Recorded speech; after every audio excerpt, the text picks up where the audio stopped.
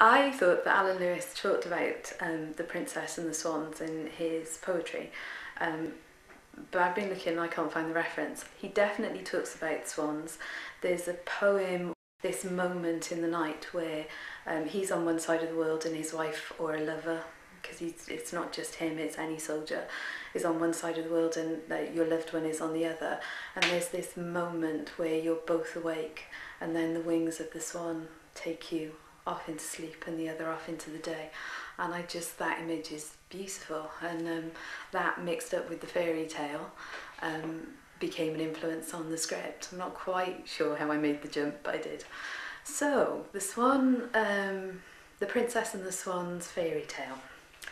Once upon a time there was a very handsome king who had 13 children, 12 sons, and his youngest was a beautiful princess.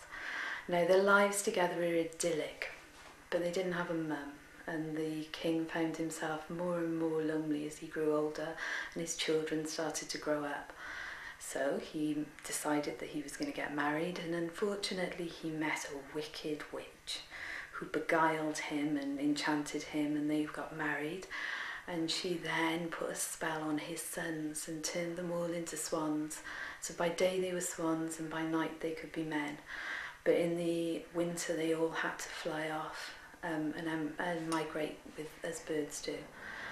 So a good witch came to the princess and told her that if she made all of her brothers a jacket from nettles, that it would break the wicked queen's spell on them.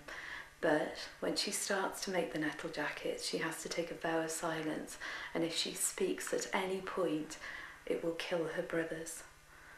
So she gathers together nettles and she sews and she sews and she sews all through the winter, and she makes 3, then 4, then 5, and gathers more and more nettles and sews and sews, and she's up to 11 jackets, and now she's on her last jacket and she runs out of nettles and she's only manages to make 3/4 of the jacket. One sleeve is missing, but her brothers are flying in.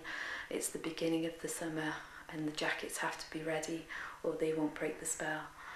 So she throws the jackets over her brothers as they land into the grounds of the castle, and all of them turn back into swans, but the youngest brother, whose jacket isn't finished, still has the wing of a swan, but is a man. But because of the purity of her intention and she's so good of heart, it breaks the spell and all of them turn back to princes. And that's the story of the princess and the swans.